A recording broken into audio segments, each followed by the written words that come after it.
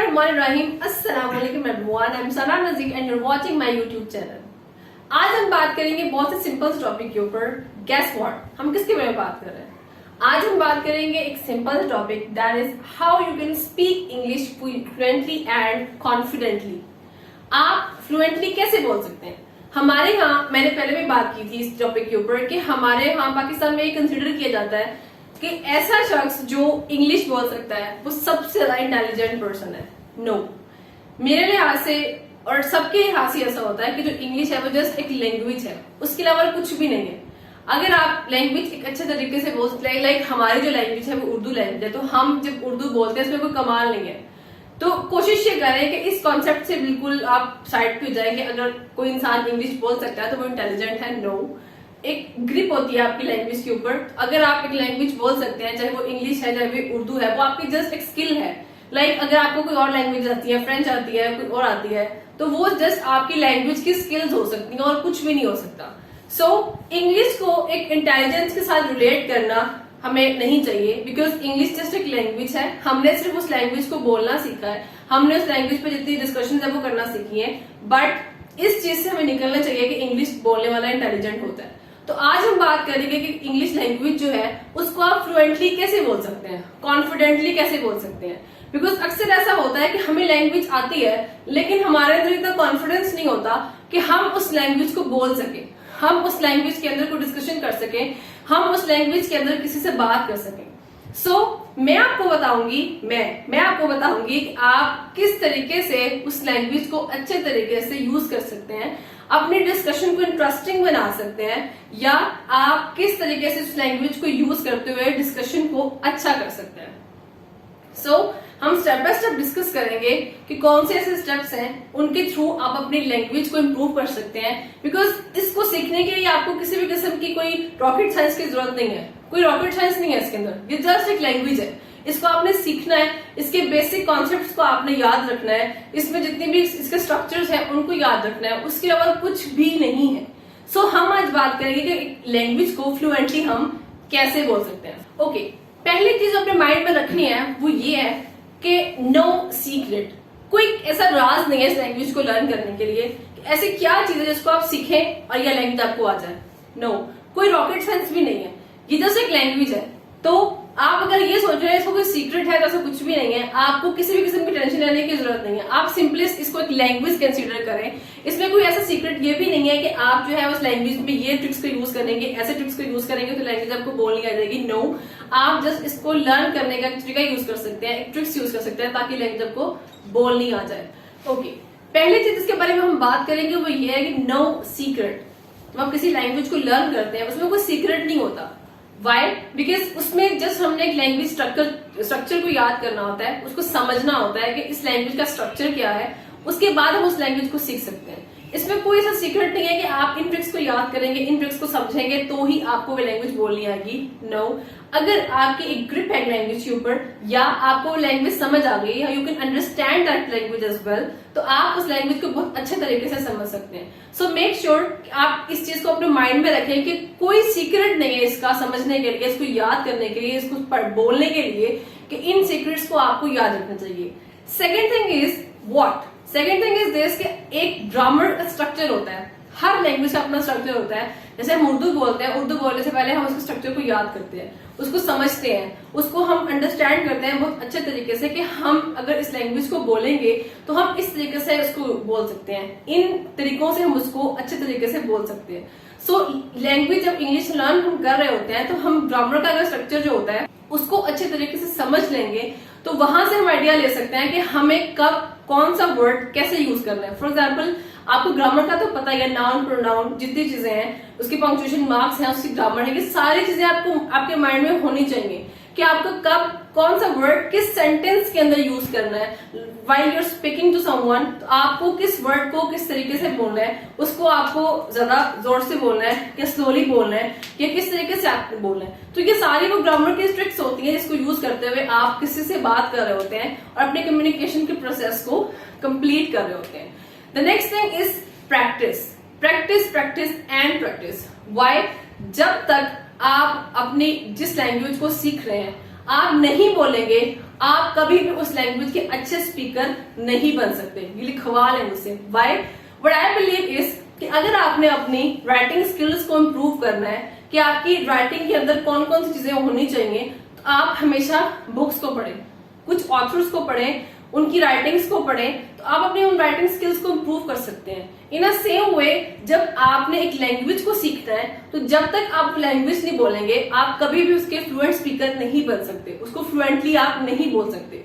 So make sure कि आप जब भी एक लैंग्वेज को लर्न कर रहे हैं, चाहे वो इंग्लिश है, चाहे वो उर्दू है, जापानीज है, कोई भी लैंग्वेज है, आप जब तक उसको प्रैक्टिस नहीं करेंगे, खुद नहीं बोलेंगे, आप उस लैंग्वेज को कभी भी नहीं याद कर सकते, कभी उसको समझ नहीं सकते, कभी भी आपको बोलने नहीं आ सकती। सो मेक श्योर कि जब आप एक लैंग्वेज को लर्न कर रहे हैं, उसके बेसिक स्टेप्स को सीख रहे हैं, उसके बेसिक रूल्स को सीख रहे हैं, तो प्रैक्टिस करें। उसका बेस्ट तरीका ये होता है कि आप डिफरेंट ट्रिक्स को यूज करते हैं, उस लैंग्वेज को यूज कर लें। Then the next step is talk to yourself. Why and how? कि जब आप एक लैंग्वेज को अगर सीख रहे हैं तो आप उस लैंग्वेज को खुद से बोलें, एक मिरर लें, उसके सामने खड़े हो, उस लैंग्वेज को प्रैक्टिस करें। अब ये कोई इतनी रॉकेट साइंस ये भी नहीं है कि आप अपने आप से बात कर रहे हैं। अपने आप से बात करना गलत बात नहीं होती। समटाइम्स आपको अपने आप को टाइम देना चाहिए। जब अपने आप को टाइम आप दे रहे हैं तो आप अपने आप से इंग्लिश में बात कर लें। उससे ये होगा कि आपको बोलने का कॉन्फिडेंस आएगा कि आप इस लैंग्वेज को किस तरीके से बोल सकते हैं, किस तरीके से आप इसके फ्लुएंट स्पीकर बन सकते हैं। जब आप अपने आप से इंग्लिश में बात करेंगे तो आपका कॉन्फिडेंस लेवल जो है वो इम्प्रूव होगा। अब मैं आपको बताती हूँ कि आप इसको किससे और कब बोलेंगे। सबसे पहले जहां पे आप रहते हैं, पीपल अराउंड यू, उनसे बात करें। लाइक मोस्टली लोग अपने घर में अपनी फैमिली के साथ ही रहते हैं, आप वो लैंग्वेज अपनी फैमिली के साथ बोलना शुरू करें। मेक श्योर कि आपके अराउंड जो लोग रह रहे हैं उनसे आप बात करना शुरू करें। उसके बाद जब आपको लगता है कि हाँ अब आप फैमिली से बोलने के काबिल हो गए हैं, उसके बाद आप वो लैंग्वेज, जो लैंग्वेज आप सीख रहे हैं, अपने फ्रेंड सर्कल में बोलना शुरू करें। स्टेप बाय स्टेप जब आप चलेंगे तो आपको वो लैंग्वेज के ऊपर ग्रिप बनती जाएगी। जब आपको लगता है कि अपने फ्रेंड्स के साथ भी आप कॉन्फिडेंटली बोल सकते हैं, आपको लगता है कि बिल्कुल अगर कोई एरर आ भी रहा है तो आप उसको इग्नोर करते हैं। जब आप फ्रेंड से बात कर लेंगे, उसके बाद आप क्या करेंगे, आप उन लोगों से बात करना शुरू करेंगे जो आपके वर्किंग फील्ड में है। क्योंकि जब आप अपनी फैमिली से बात करेंगे, अपने फ्रेंड्स के बारे में फ्रेंड के साथ बात करेंगे, तो इस ड्यूरेशन के अंदर आपको अपनी मिस्टेक्स हाईलाइट होना शुरू हो जाएंगी। The next step is ignore your mistakes. Ignore your mistakes को तो हमेशा करेक्ट करना चाहिए। मैं यहाँ क्यों बोल रही हूँ इग्नोर करना चाहिए? क्यों? क्योंकि जब आप एक लैंग्वेज को लर्न कर रहे होते हैं, स्पेशली जब आप इंग्लिश लैंग्वेज को लर्न कर रहे होते हैं, तो जब तक आप उन मिस्टेक्स को इग्नोर करके उसको बोलना शुरू नहीं करेंगे, आप कभी भी लैंग्वेज नहीं सीख सकते। मेरे स्टूडेंट्स मुझे हमेशा बात करते हैं कि मैम हम जब इंग्लिश बोलते हैं तो हमसे बोली नहीं जाती, क्योंकि हमें डर होता है कि हम गलत बोलेंगे। तो मैं उनसे हमेशा रिक्वेस्ट करती हूँ कि आप गलत बोल लें, लेकिन एटलीस्ट बोले सही।